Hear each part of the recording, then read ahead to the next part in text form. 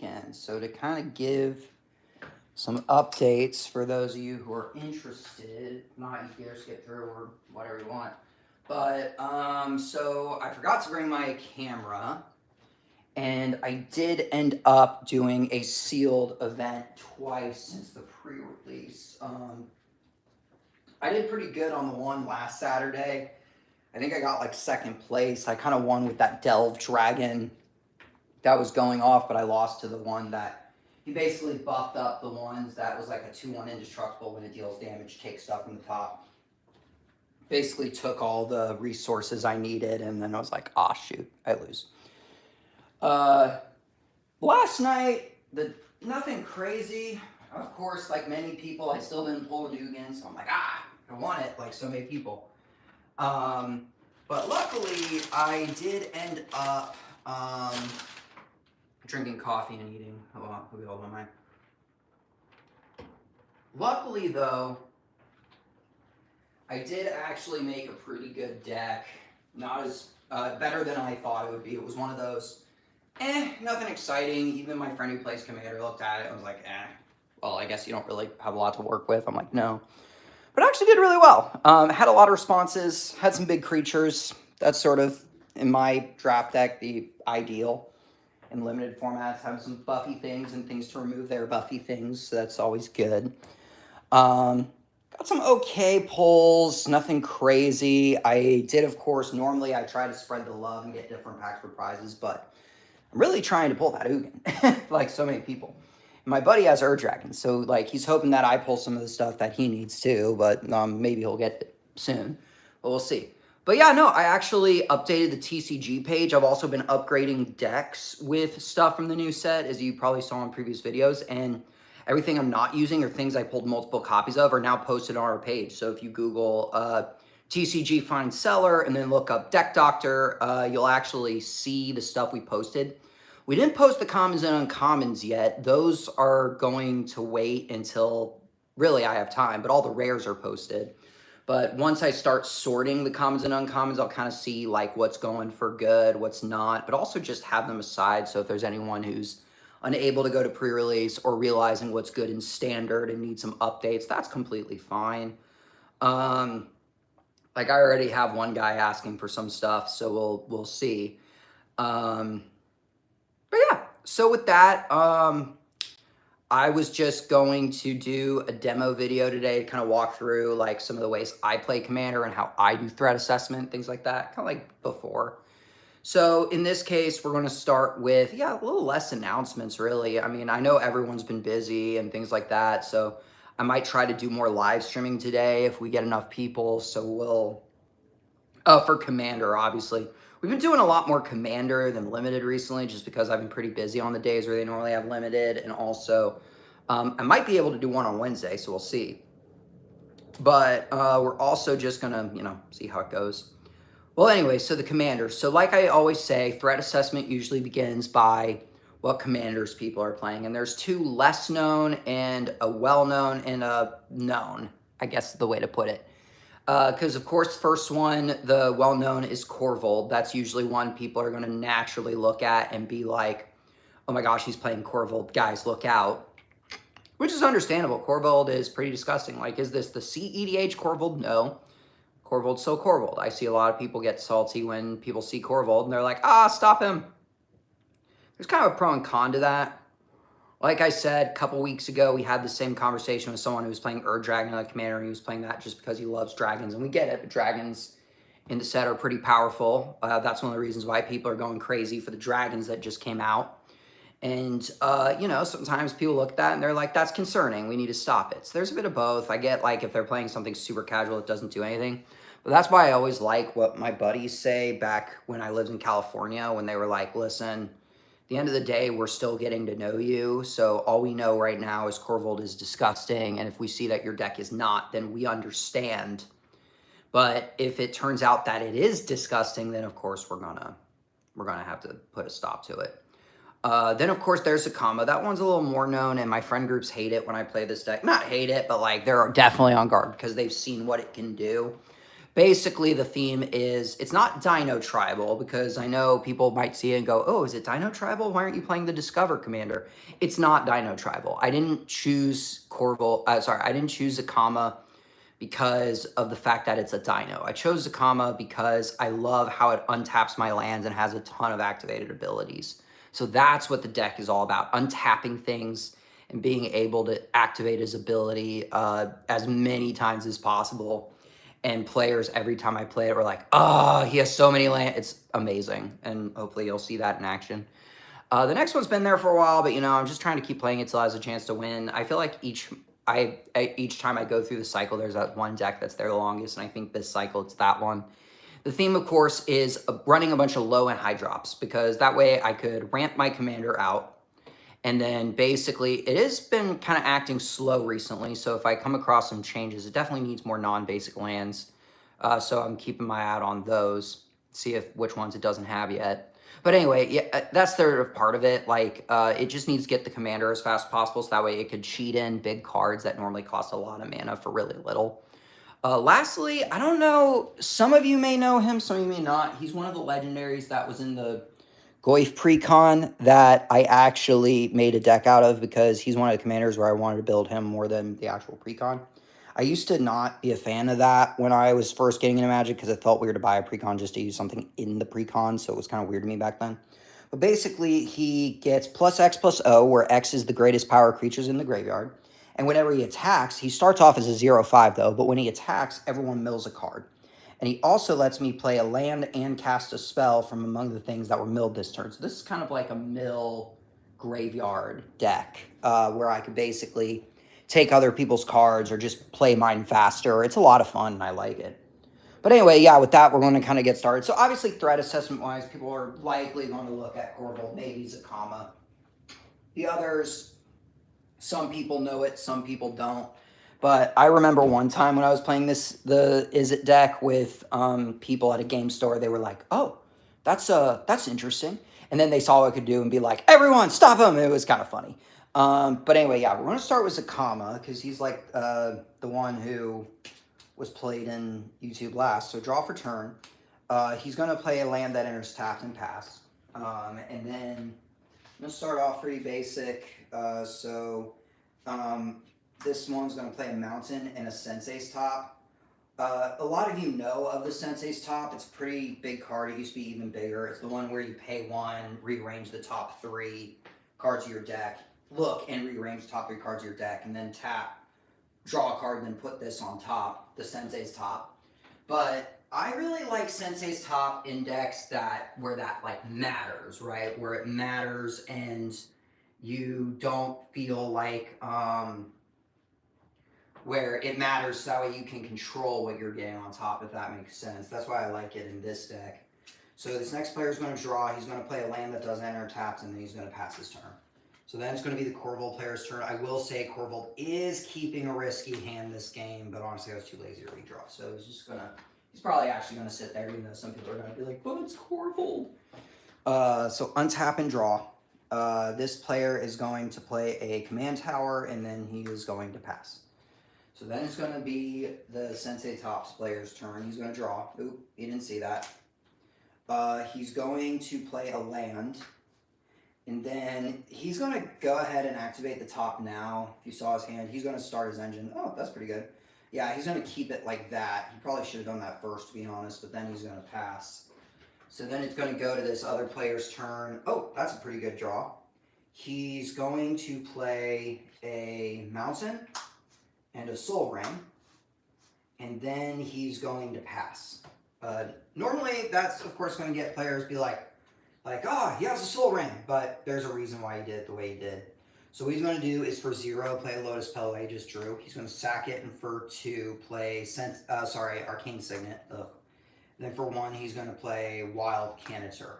It's a sacrifice card for 1 mana. So then it's going to be Zakama player's turn. They're going to draw. They're going to play an Exotic Orchard, and then for 3, they're going to play a Cultivate. It seems they have mostly green and white, so they're going to look for a forest and a plains.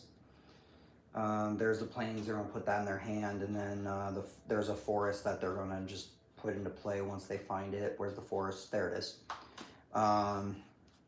So that helps. So it's going to shuffle.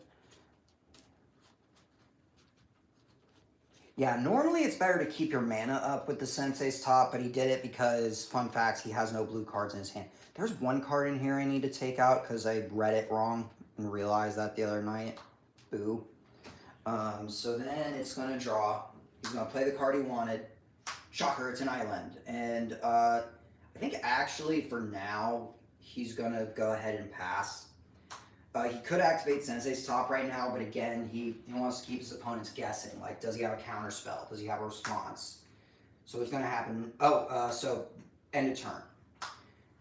For 2 mana, he's going to grapple with the past. He's going to mill 3 cards. 1, 2, 3. And he's going to choose to return the Wayfinder that he milled, and that will go to his hand, and then he'll proceed to the turn. Draw. He's going to play a swamp, and then with a floating mana, he's going to go ahead and play his commander. No responses, so it resolves. So we'll see it in action next turn. So untap and draw. Not a bad draw. He didn't draw. Well, then again, he could do that. He's actually going to pass. And you'll see why in a sec. Well, actually, go to combat. Because there's no reason. He just needs the 2 for what he's thinking. He's going to go with the Zacama player just because they're wide open and tapped out. He could probably see what he got, but honestly, he just wants to hit someone because he can. So untap and draw. So now he has 5 mana. So what he's going to do is play a land, and then for 4, he's going to attempt to cast Invasion of Zendikar, and he's going to make... I think he's going to make the blue player defend it, just so that way if he gets close to killing it, he could see what the blue player has in store. So let me just grab a d6. So the invasion, it'll start at 3, and this player is going to get 2 more basic lands. I think he's going to get maybe like a mountain and another forest. So mountain, forest. Shuffle his deck. Then he's going to go to his end step, and on his end step, this player is going to activate the Sensei's Top. So 1, 2, 3. So the top 3, rearrange it. I think, he doesn't like it too much, but it's not too bad. I think he's going to put this on top and then proceed to his turn. So untap and draw. He's going to play a Rogue's Passage, and then for 4, he's going to cast Shonen Apprentice Sorcerer. It's something that says he could look at the top card of his deck anytime he wants, and once per turn, he could play an instant or sorcery from there, which is good because now he's got some defense. That's something in the previous videos that he was lacking, but that's a thing too. So now he's going to go to combat, but before combat, the Korvold player is going to attempt to Assassin's Trophy that commander because he doesn't want him to take his cards. Does he have a response? The awkward answer is no. So this is going to die and be put in the command zone. And he's going to search for a forest. Let me just grab a d6 that I keep on the side over here. So now he's going to look for a basic, and I think he's going to look for a forest. Oh, there's a forest. He's going to look for a forest. And then instead of going into combat, he's going to be continuing his main phase, which doesn't really matter because he doesn't have a lot of things to attack with anyway. But what he's going to do now is say, okay. Oh, it doesn't enter tapped. That's right. Because I think Assassin's Trophy is the one where it doesn't enter tapped. Yeah, it just says put it on the battlefield. So second main, what he's going to do instead is he's going to play the Dredge lands, and for 6, he's going to recast the commander since he has enough mana ramp out. Like with the Soul Ring and the land that the Korvold player just gave him. So then it's going to go back to the Korvold player's turn. Hopefully he draws a land. He did not draw a land, which is sad face. I think what he's going to do is for 2, go ahead and play this. He's going to make a Servo token. So let me grab the Servo token. And then there is an open target. He's going to hit the Zacama player again. Which there's a pro and a con to that. I mean, he's open and he's not playing at block, so he's mining well, but at the same time, he might be getting on the Zacama player's nerve, and it's like poking at the dinosaur. Hey, Dino, hey, Dino. And so, like, maybe the Dino's going to get a little mad. So land for turn, he's got 1, 2, 3, 4, 5, 6, 7, 8. So he's 1 away from playing Corvold. So here's what he's going to do in the meantime. What will he do in the meantime? I think what he's going to do is start with a card that was a classic commander card for the longest time, Aura Shards. Whenever a creature enters the battlefield, you can destroy the target creature. And he does have a couple options, but for my own reasons, I think for 4, he's actually going to go ahead and play the Howlback Piper. When it enters, Aura Shards happen, he's going to... he could be really mean to that player, or he could kind of give a handicap to that player, or he could just blow up the token. So I think doing the Sensei's Top is kind of pointless. He could also, I think he's going to hit, I think just to be fair for now, I mean, he could be really rude and hit his only Sorcerer mana, but he's going to hit the Soul Ring. Which, I mean, it's a tough call, because Sensei's Top, he could just draw it in response, and this guy's already screwed, so might as well give a handicap to that player. Even though he might hold a grudge and be like, I'll blow up your Arcane Signet, but, you know, we're going to go past that. We're going to pretend he's like a chill guy who doesn't care. So then, untap and draw. Now, this guy has no lands in his hand, which... isn't terrible, but like, you know, you need lands to play. So he's going to start by activating Sensei's Top, see if he can dig for one, because the other 2 aren't. He did find something that could help. It's a little too early, so I think for now he's just going to put it back in this order. And then is there anything else he could play, though? He could do that. Well, he also doesn't want that to flip, so I think what he will do is go ahead and play a Swiftfoot Boots and then equip it onto here just so it's less touchable. And then he's going to pass. So now we'll go to this player's turn. I don't think there's any creatures in the graveyard. No, so this is technically still a 0/5. So he's going to untap and draw.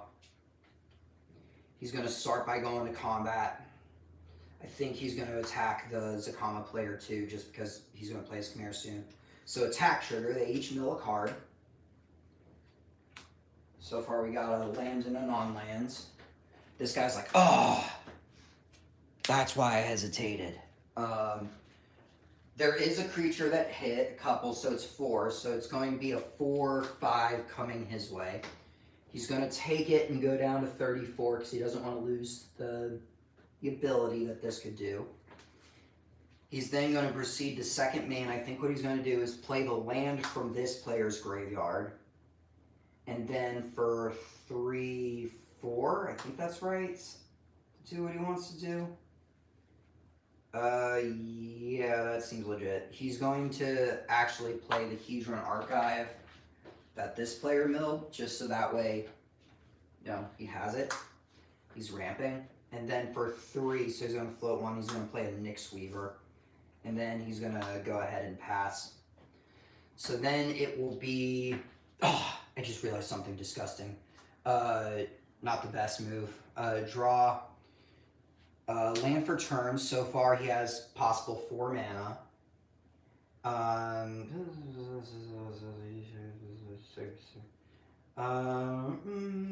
He's probably going to, for now, play this card so he can ramp even better next turn.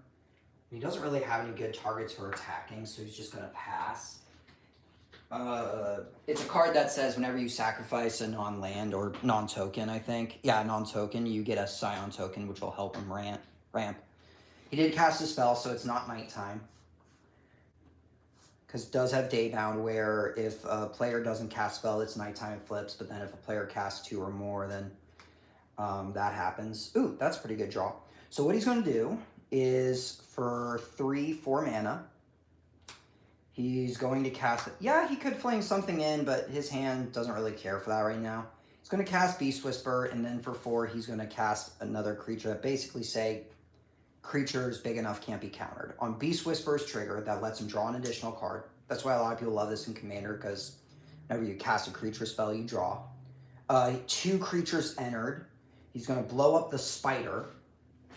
So the spider's going to die. And since he's catching up on mana, no, we'll blow up the Swiftfoot Bootslayer. Just so that way it would be harder to do stuff. I don't know. He's not going to use this as a blocker, so he might as well just swing 2 at that player who's doing stuff, and he's going to take it down to 38. So then he's going to pass the turn, and he's going to move back to this player who lost what he wanted, but he knows what he drew, so he knows he's going to get something out of it. He's going to play the Solemn Simulacrum. When it enters, he's going to search for another... yeah, I think he's going to search for another island. Search for another island, comes into play. And he likes having the blockers, so this blue player is probably going to pass. There's a couple more shuffles to be safe. And if he kills Solemn Sim, that's another card, so that's actually a good thing. So yeah, so that was a little owie for this player. So he's going to untap, he's going to draw. So far, the biggest creature is still a 4/4. So I think to be safe, he's going to go at that player. Attack trigger, they all mill a card. That's Command Tower. That's a tap fetch. Call it the budget fetch as a joke. Ooh, a storm card. And that. So what he's going to do is play his Command Tower as his land for turn.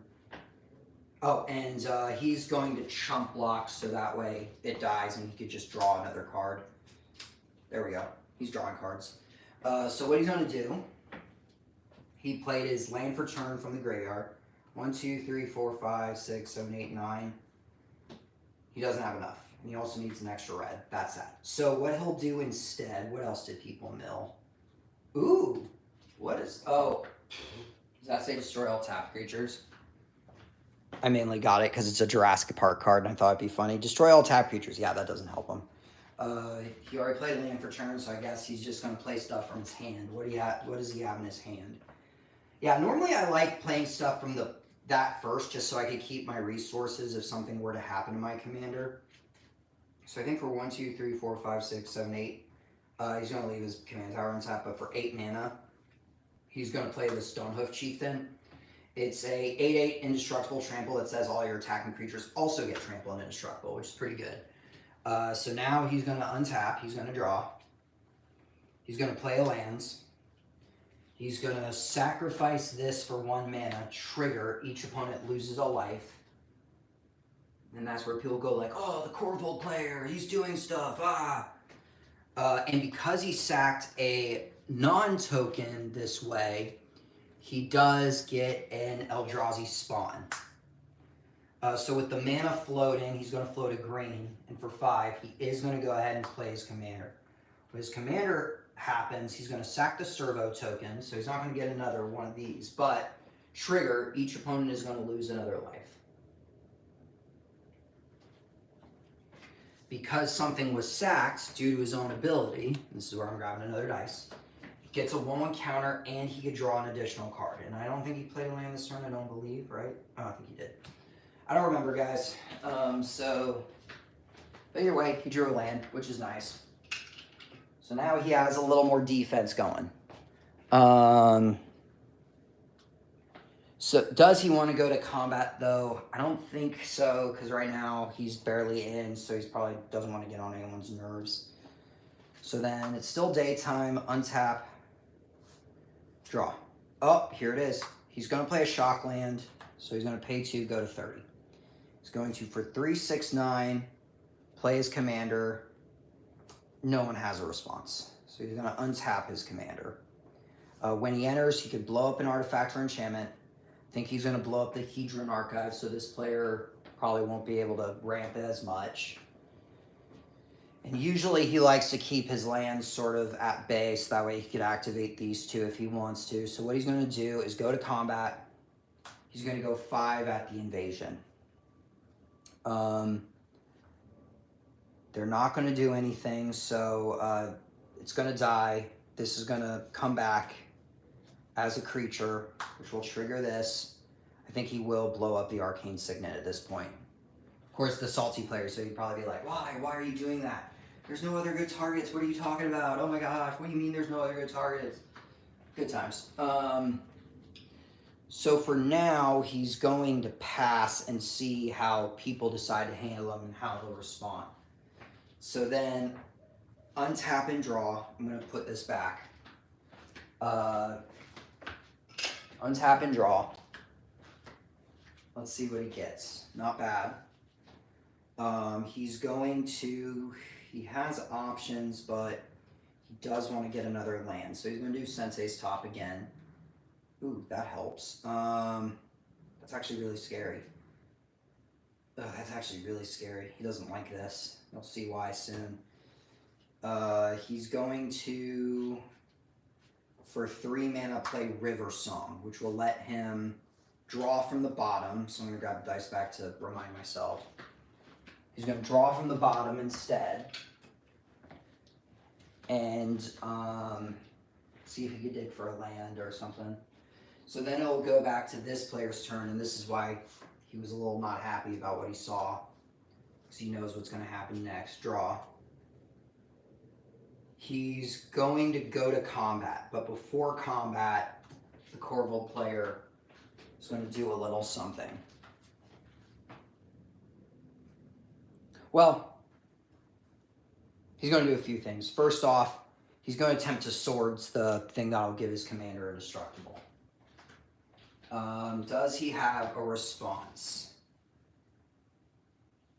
In response, he's going to... this is actually a tough call. He has no response for the swords. So, this player is going to gain 8 life, so he's going to go to 44.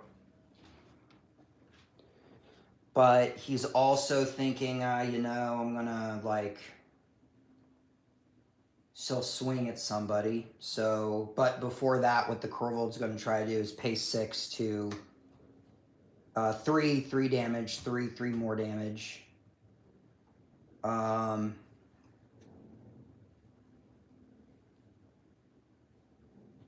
Well, here's the trick, because I was thinking about this. He's going to pay 3, do it 3 damage. In response, just to try to pressure him, and I'll explain why in a second. So in response to him paying the 3 mana, he's going to attempt to terminate Zacama. Why is he doing that? Well, because even though it will resolve either way... Actually, I don't think it matters. Because he's hoping to kill it before the ability resolves. So, oh yeah, it does matter. Here's why. So...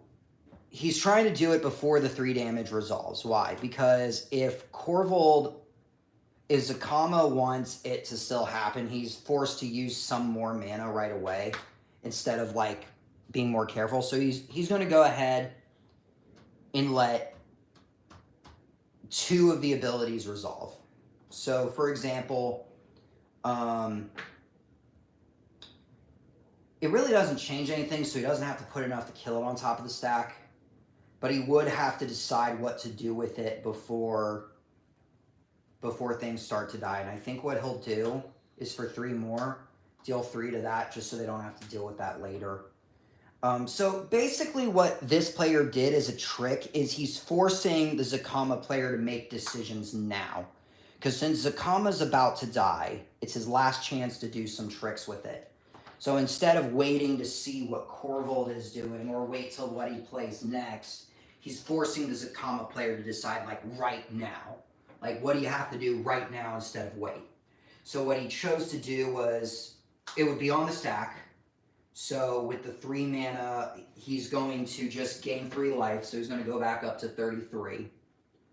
That's the one at the very top of the stack.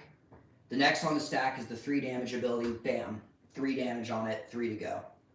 The Terminate then resolves, killing Zacama, but that doesn't necessarily stop his ability, because his ability is still on the stack. But that's one of the reasons why he had to use the abilities before Zacama died, just so that way, the other abilities, just so that way he still had the option. So then the last Zacama ability does happen, and he goes to the command zone. So now this player has to think, because that's a thing. He doesn't have a creature, so that's kind of important. So he's going to, for 3, play the Shambling Shell. And I think he'll just pass from there, just so he has a little defense up. But now, of course, is the Corvold player's turn. So now we got to figure out what to do about this guy. So draw. He's going to play a land for turn. So right now he has 5 mana, but unfortunately no green because he killed his only green source.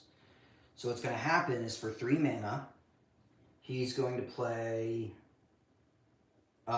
Into the Pit, which says... actually, no, he's not going to play Into the Pit because I just reread the card. He's going to play what he just drew. The Something Master, at the end of your turn, create a treasure token if a creature died this turn. That's actually kind of easy. So what he's going to do is... I think he's actually going to pass because there's no reason to do anything crazy right now. So he casts a spell so the thing doesn't flip. So then untap, back to the Zacama player's turn. He's going to have to rethink some of his plan. So he's going to draw. He's going to play a tap land. Right now he has 1, 2, 3, 4, 5, 6, 7, 8, 9, 10 mana. So he's 1 short.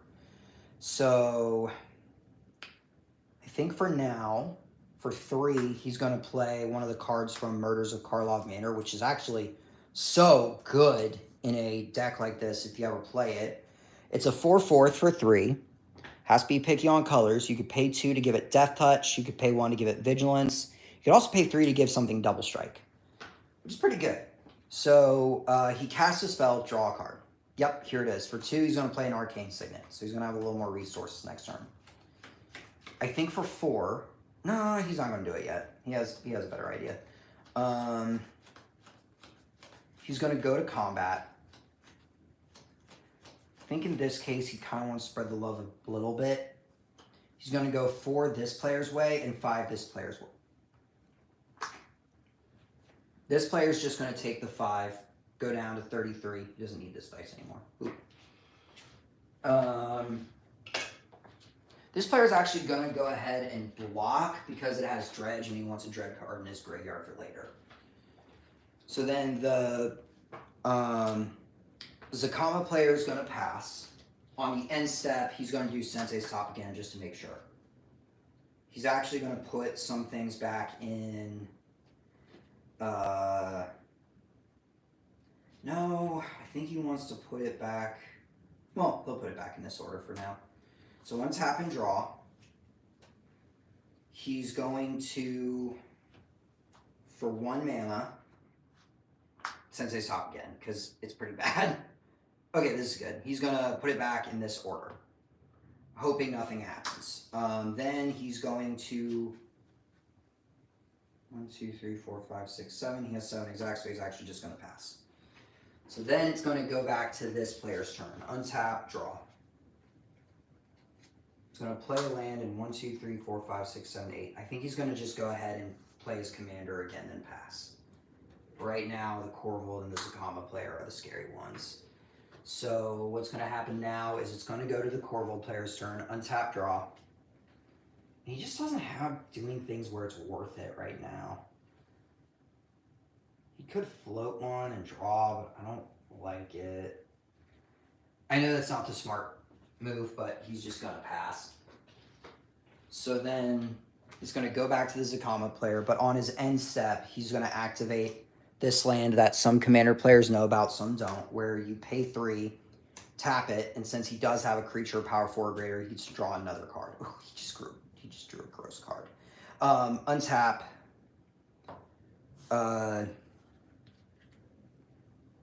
Draw. That's pretty good. So for 1, 2, 5, need at least 1 more green, 6, 7. He's going to play Nyxbloom Ancient. This is disgusting. So most of you probably know it and go like, Nyxbloom Ancient, that's disgusting. But for those of you who don't know, it's a card that says whenever you tap something for mana, it's tripled. So he's going to float 3, so times 5, so 15. And he's going to use 11 of it to play Zacama. Zakama enters, all lands untap. He does have one non-land here, so I got to put it aside. Now he could basically ruin everyone's day. So he is going to go to combat. I don't know what the biggest creature in the graveyard is right now, because that kind of matters for the other player's power. So far I see 3. It's still a 4. So he's going to go to combat. He's going to go...